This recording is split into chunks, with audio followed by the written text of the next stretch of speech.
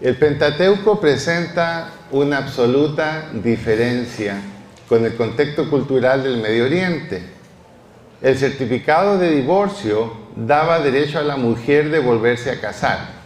Ese derecho era desconocido en cualquier lugar del antiguo Medio Oriente. ¿Por qué decimos desconocido? Porque ni en Egipto existía el matrimonio como un estado civil o legal. La mujer no tenía absolutamente derechos en el contexto pagano.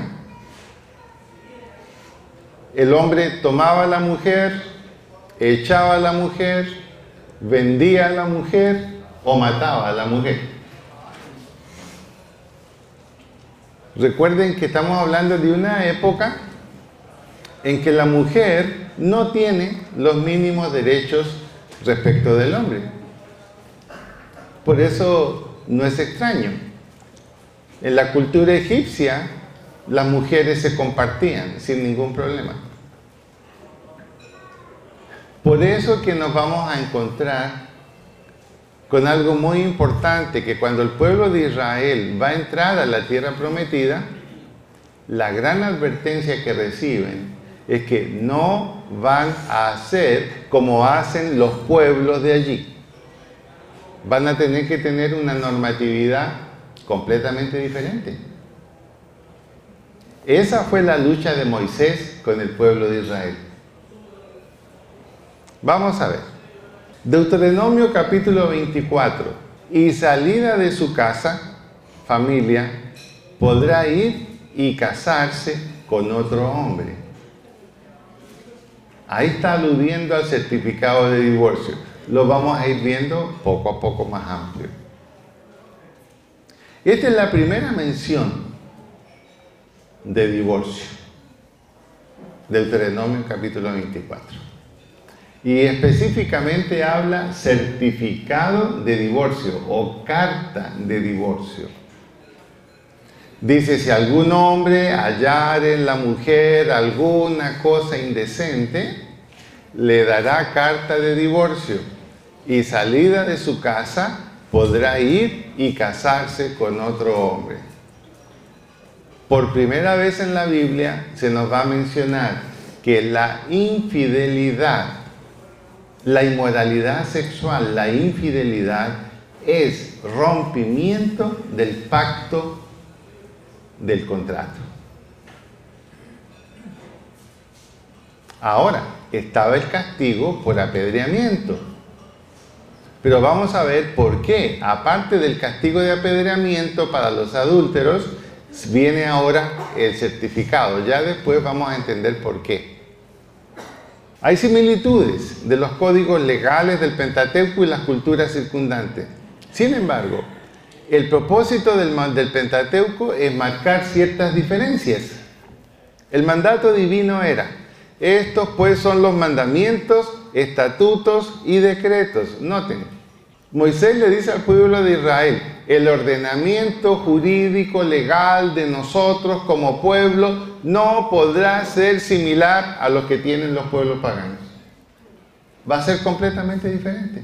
Son mandamientos, estatutos y decretos que Jehová vuestro Dios mandó que os enseñase para que los pongáis por obra en la tierra a la cual pasáis para tomarla. En general, ahora, el Pentateuco ofrece a la mujer más derechos, los cuales desafortunadamente no fueron completamente respetados en el antiguo Israel.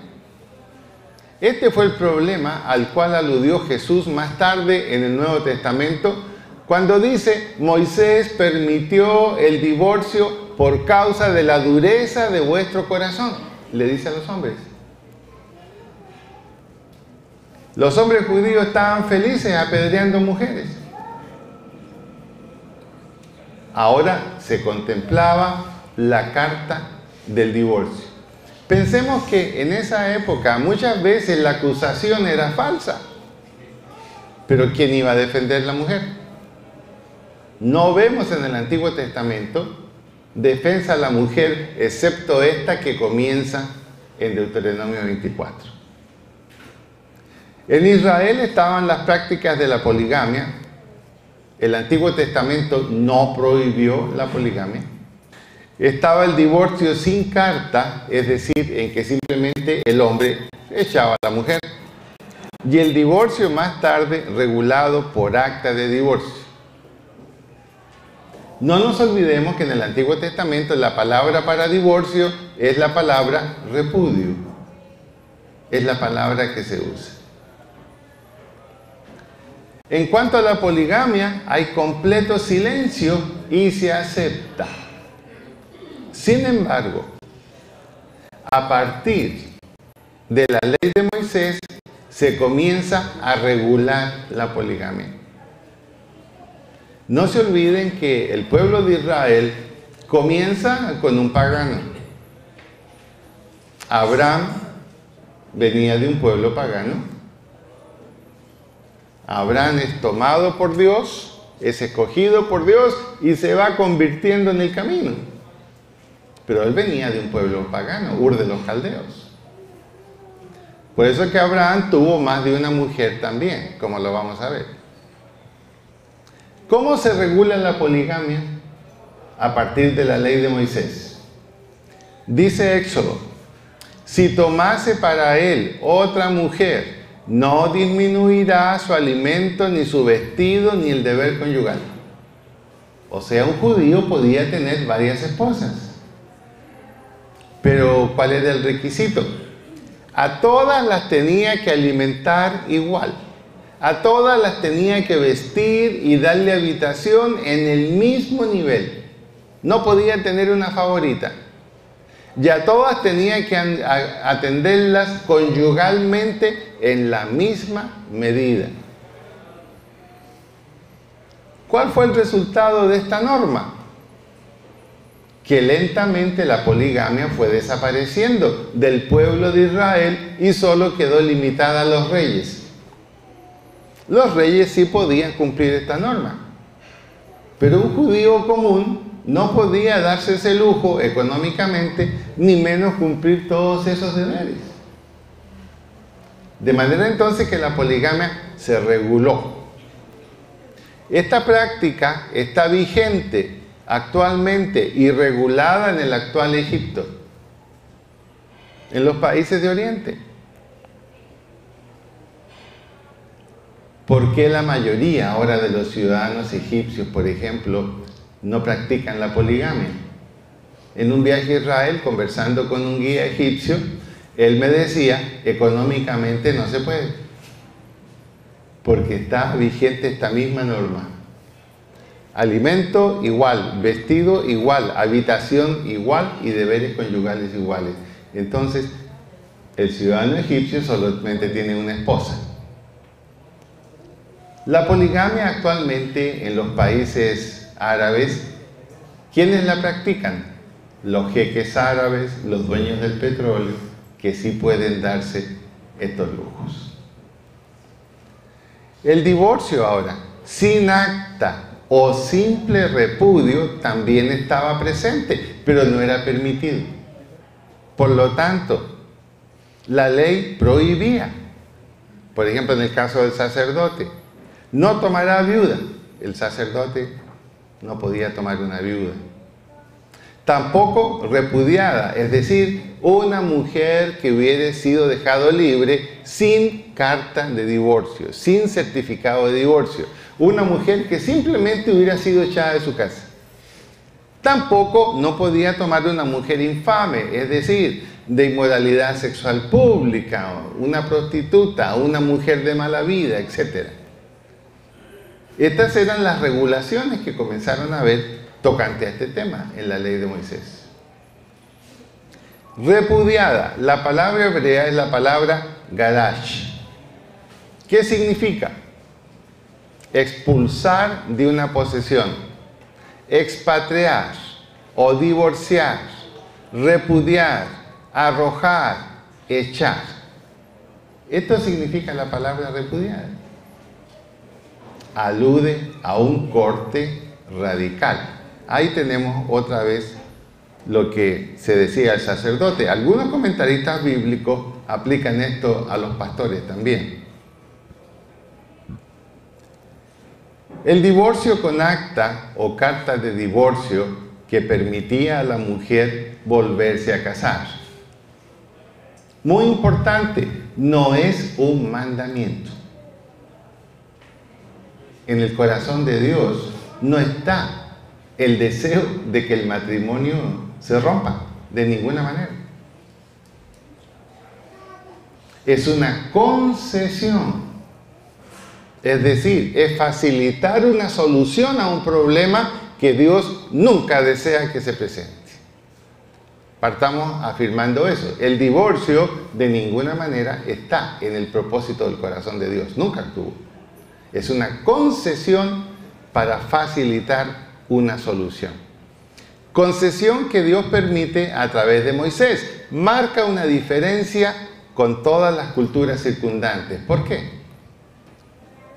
Porque reconoce a la mujer el derecho a tener una salida digna a una situación como esa.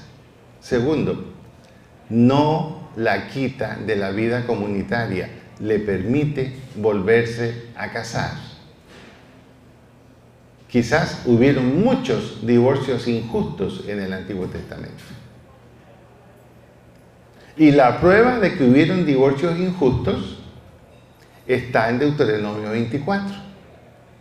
Dice Deuteronomio 24, si una mujer salió de su casa con certificado de divorcio, porque su marido la acusó, probó la infidelidad, le dio la carta de divorcio y la sacó de su casa. Esa mujer con la carta de divorcio fue y se casó con otro hombre. Dice la Biblia, si el segundo marido muriera o de pronto también la repudiara, el primer marido, el que la divorció, no podrá volver a casarse con ella. ¿Cuál es la razón de esa norma? Que así como el matrimonio es un pacto serio, el divorcio también es algo serio. Y estaba la prohibición de volver a retomar la mujer que alguien había divorciado. Eso le daba mucha seriedad a este tipo de actos. Le dará carta de divorcio, no la puede despedir así como así. Vamos viendo el divorcio más a fondo. La palabra repudiar, la palabra divorcio, en el hebreo es la palabra keritut. Significa cortar. Tomar algo y partirlo en dos pedazos. Ya no queda nada de unidad en lo que se parte. Se refiere al vínculo matrimonial. La raíz de esa palabra, keritut, es la palabra karat. Karat viene del corte que se le hace a los diamantes. Significa cercenar, rebanar, separar, destruir, consumir, amputar, borrar, relacionado con impacto. No es progresivo, es algo definitivo y radical.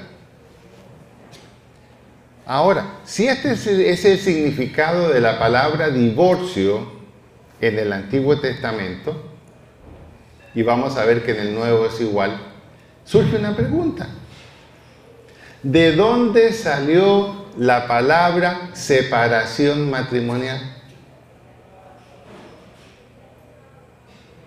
La famosa separación de cuerpos. Ya no pudieron convivir juntos, hubo una serie de problemas, hubo infidelidad, etc. Separación de cuerpos.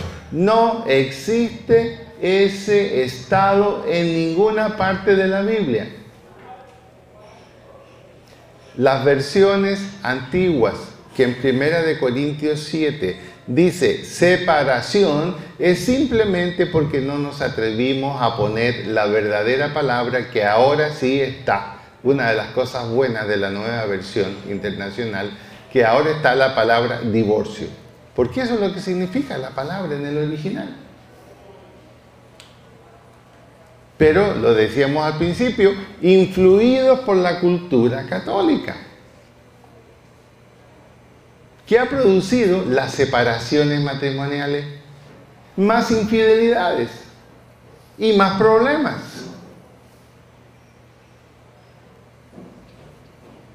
Aquí es clara la Biblia que la infidelidad, la inmoralidad sexual de uno de los cónyuges respecto del otro, corta, cercena, rebana, separa, destruye, consume, amputa el vínculo matrimonial. ¿Por qué? La Biblia dice que cuando el hombre y la mujer contraen matrimonio, se vuelven una sola carne. Son dos en uno. La infidelidad implica agregar una tercera persona a donde solo deben haber dos. Resultado, se rompe el pacto. Se rompe el pacto. Sigamos. El ideal monogámico. Según Génesis 2:24, serán una sola carne. Ese fue el propósito original de Dios antes del pecado. A veces usamos esta frase como si hubiera sido dicha después. Fue antes del pecado. Porque ese era el ideal de Dios, el propósito de Dios. La monogamia era el ideal matrimonial en el Pentateuco. Y Jesús vuelve a retomar ese ideal en el Nuevo Testamento. Pero ¿quién rompió ese ideal? El pecado del hombre. Noten esto. El doctor Thompson nos daba el significado de la palabra Eva, madre de todos los vivientes. Ahora, hay algo más aparte de ese significado teológico. Antes del pecado, cuando el hombre conoce por primera vez a la mujer, no le pone nombre. Simplemente la llama varona. Varona no es nombre. Varona es una extensión de la palabra varón. ¿Qué fue lo que dijo el hombre? Esta es mi otra parte. Esta es una proyección de mí mismo, pero en otra versión. Es absolutamente complementaria. Y la llamó varona. Varón, varona. Está simbolizando nosotros somos uno. Nosotros. Esa es la palabra clave. Nosotros, antes del pecado. Después, cuando le pone el nombre de Eva, ¿qué sucede? El nosotros se transforma en el yo y el tú. Yo soy Adán, tú eres Eva, implica separación. Cuando tú le das nombre a algo, lo separas de ti mismo. Y eso es lo que sucede después del pecado. Por eso que el ideal monogámico se rompe con el pecado. Pero Dios insiste en que ese es el ideal que le agrada a Él. Ahora, muchos de los grandes hombres de Dios tuvieron más de una mujer. De Abraham a Jacob, de David a Salomón, incluso extranjeras. No encontramos mucha crítica al respecto en el Antiguo Testamento ni en el Nuevo Testamento, excepto la mención de 1 de Timoteo 3:2, cuando habla del obispo, que es sinónimo del pastor, supervisor de pastores. Dice que el obispo, el pastor, tiene que ser marido de una sola mujer. Erróneamente lo hemos interpretado muchas veces como que el pastor puede casarse una sola vez y si quedó viudo debe quedarse solo. Es un grave error. Pablo allí está combatiendo todavía algunas huellas de la poligamia, aún a nivel de algunos ministros.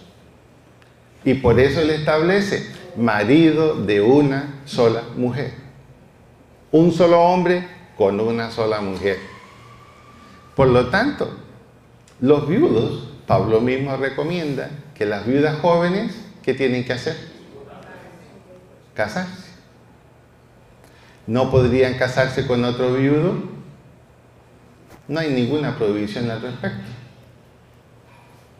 Ahora, si los viudos no pudieran casarse, el doctor Thompson estaría en pecado. Y yo no creo. Hay tres cosas que rompen el matrimonio o el pacto matrimonial. La muerte. Acuérdense, hasta que la muerte nos separe. La muerte rompe el pacto matrimonial. Segundo, la infidelidad sexual o la inmoralidad sexual rompe el matrimonio. Y tercero, los factores nuevos que Pablo va a mencionar y que los vamos a ver en el Nuevo Testamento.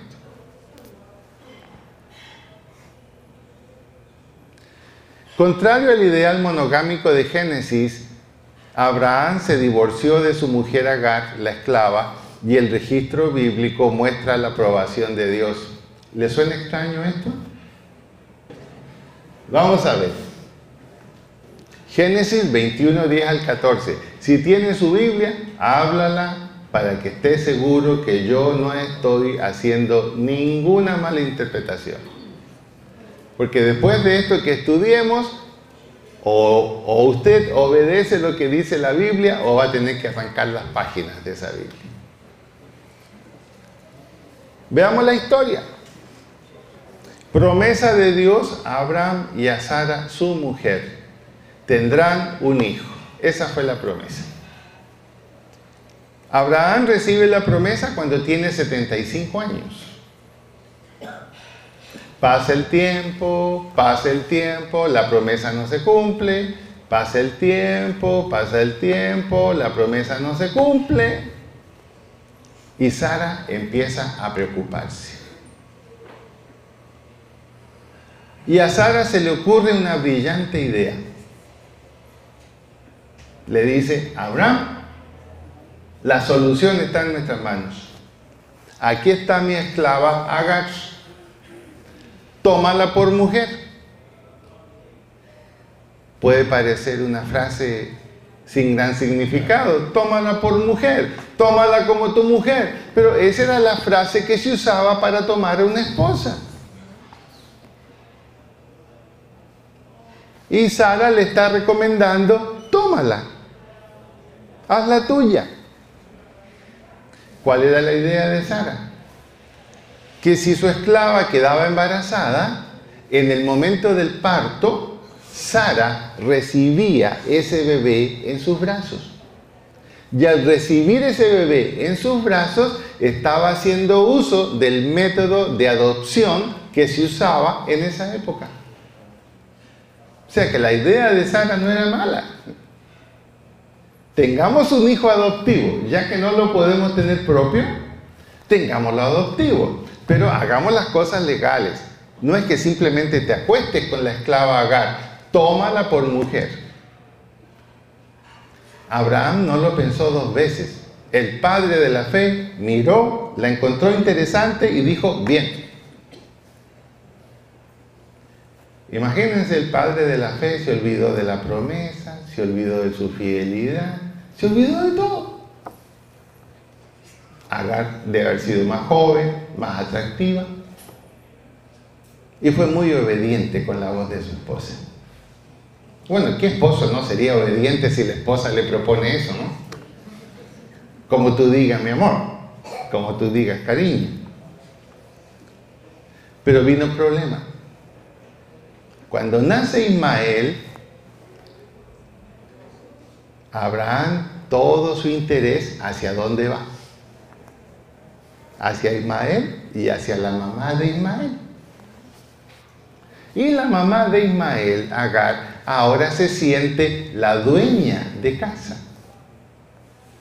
Y ustedes, señoras, saben muy bien que en una casa no pueden haber dos dueñas de casa. No se soportan mutuamente. Y menos cuando es la suegra de ella. ¿Sí o no? No pueden haber dos dueñas de casa en una casa. Sara habla con Abraham y le dice, Abraham, esta situación no puede continuar. No puede ser que la que era mi esclava ahora me desprecia. Así que por favor, échala a ella y al muchacho. Y Abraham no quiere. Se ha encariñado. Y en esa situación Dios tiene que hablarle. ¿Y qué le dice? Esto.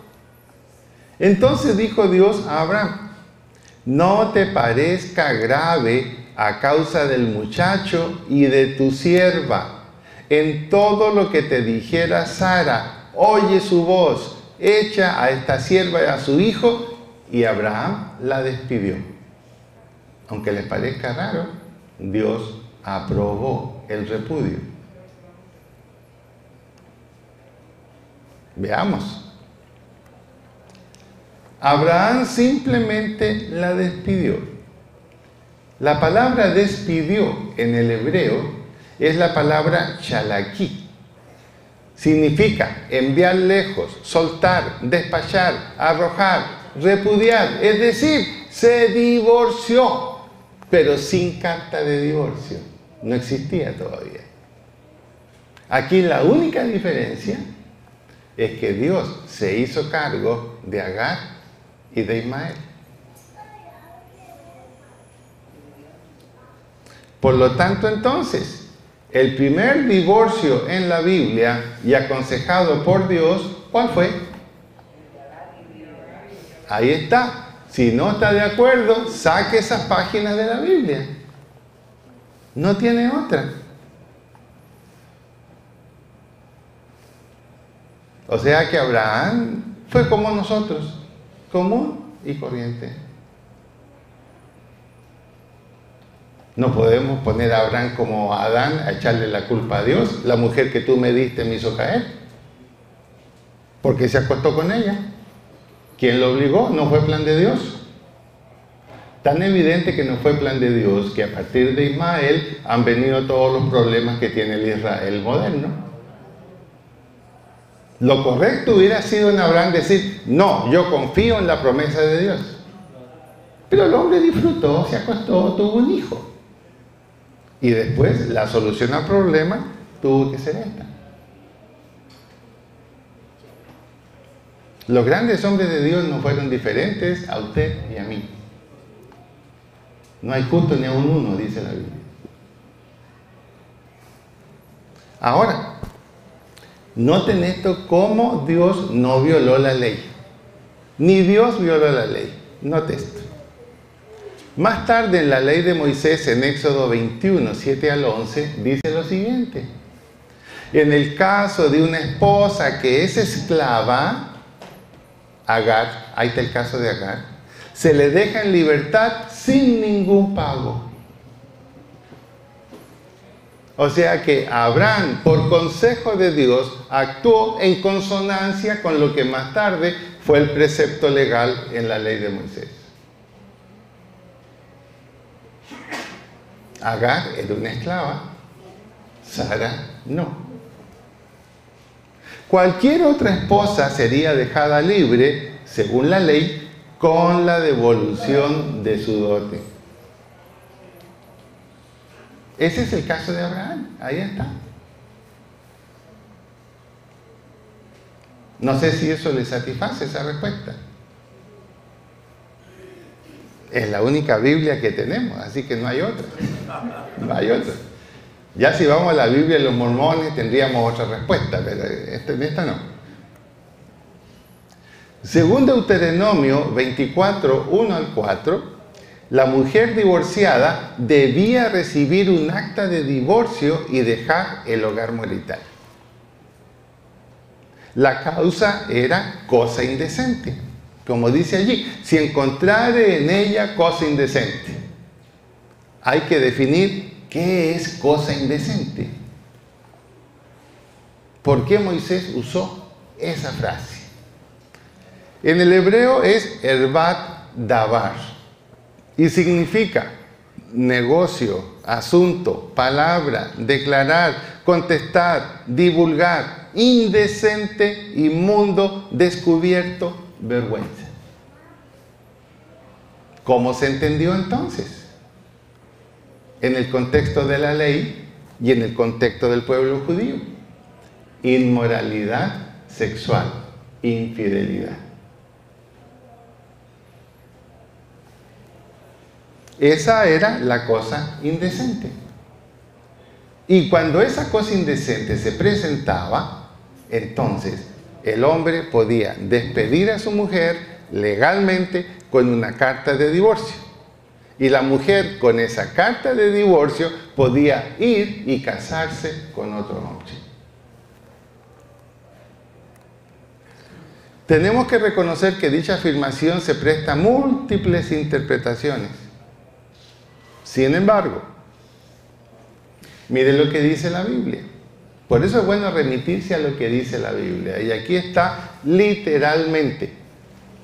Cuando alguno tomare mujer y después de haberse llegado a ella, la aborreciera y le atribuyere faltas que den que hablar, cosa indecente es la traducción, y le atribuyere erbat davar, cosa indecente, y dijere, a esta mujer tomé, me llegué a ella y no la hallé virgen, entonces el padre de la joven y su madre tomarán y sacarán las señales de su virginidad a los ancianos de la ciudad en la puerta, y dirá el padre de la joven, yo di a mi hija a este hombre, y él la aborrece, y le atribuye faltas que dan que hablar, diciendo, no he hallado virgen a tu hija.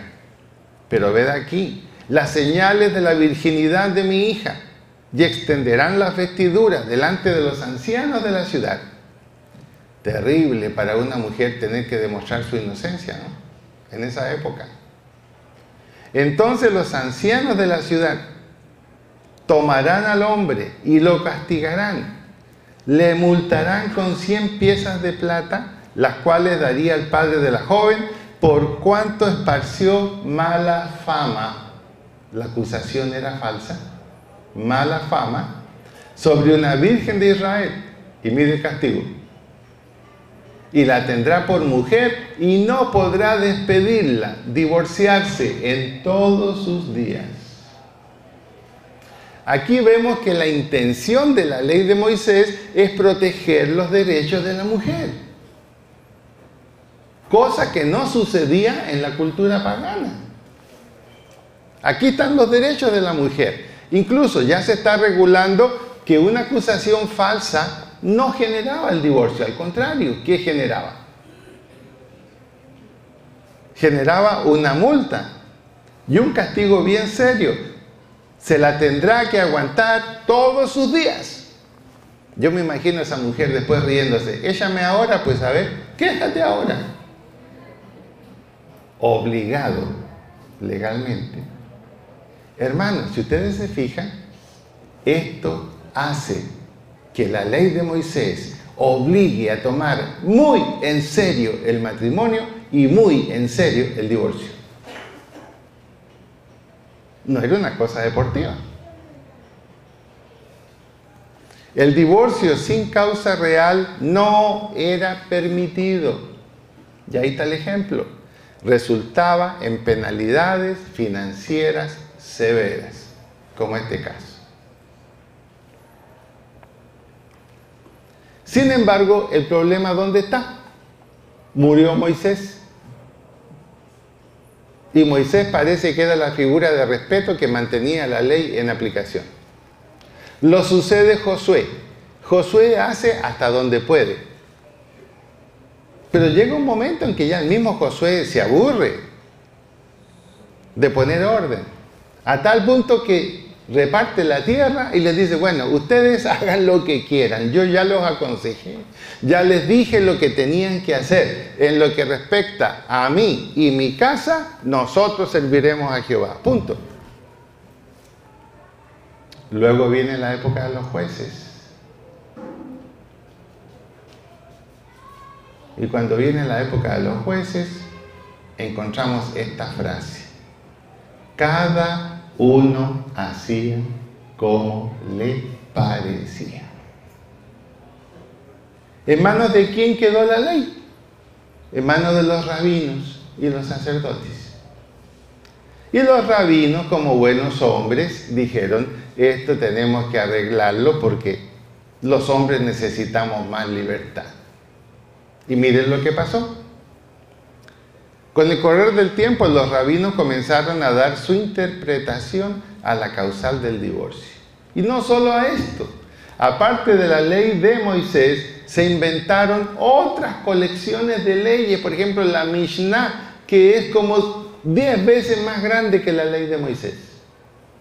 Normas que nunca el Señor dio a través de Moisés, ellos las hicieron también. Y hay un debate que está registrado justamente en la Mishnah, que es una colección de normas judaicas, entre dos escuelas, dos rabinos.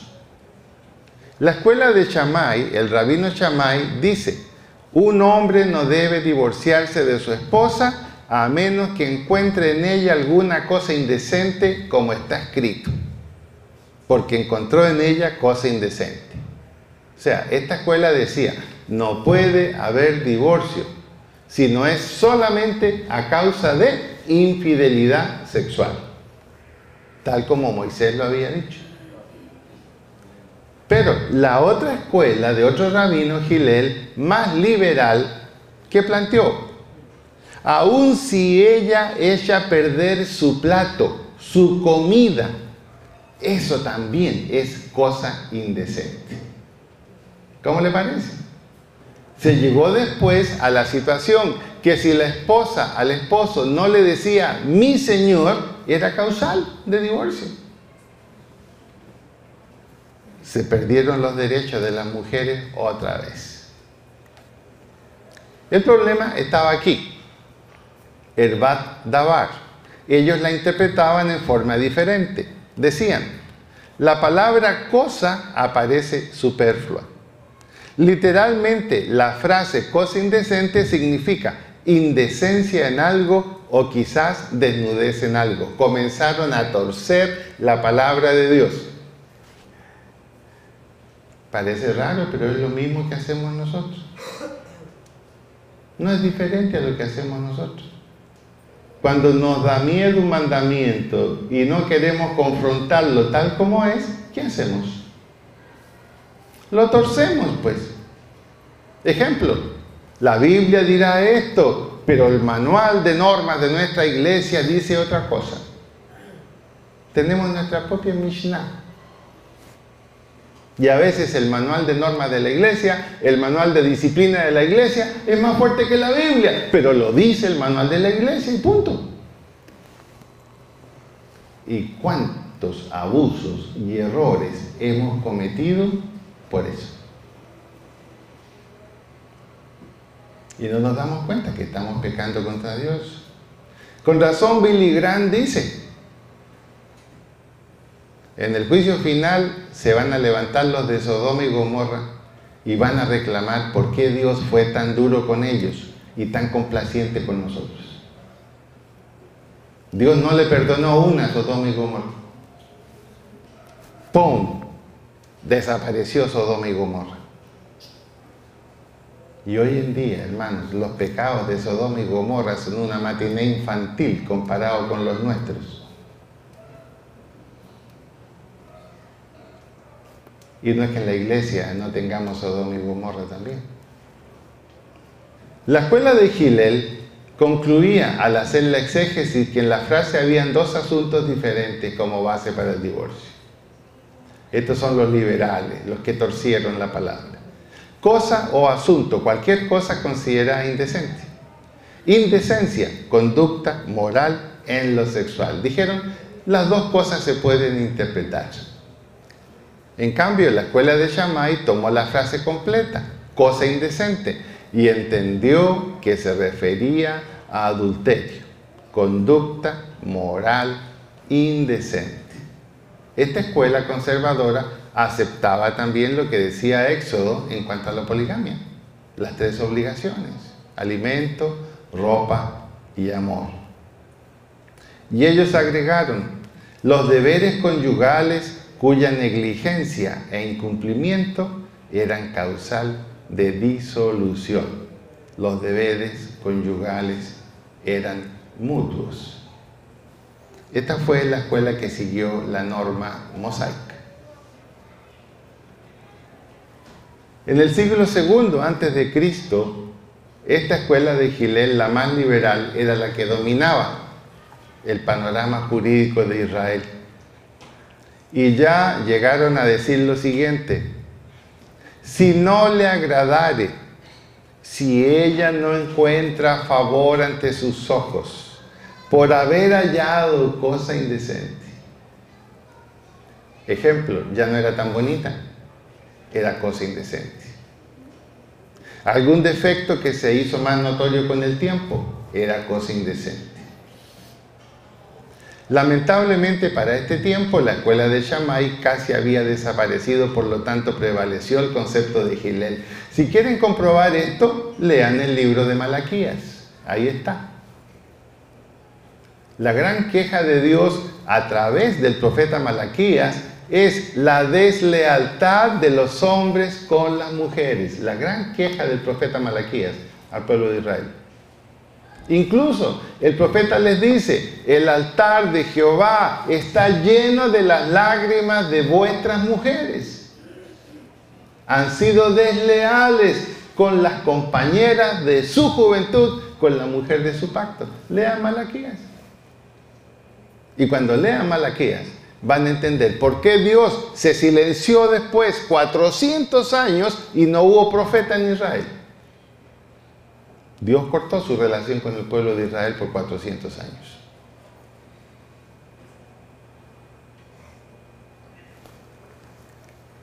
Y Jesús en el Nuevo Testamento le toca llegar y encontrar un pueblo judío que está completamente alejado de las normas mosaicas. Ya habían hecho su propia ley. Vamos viendo, entremos a la última parte, la parte final, qué pasa en el Nuevo Testamento. Ya quedó muy claro en el Antiguo la norma: divorcio válido por infidelidad sexual, y el divorcio permite un segundo matrimonio. Ese es el punto de vista que nos deja el Antiguo Testamento.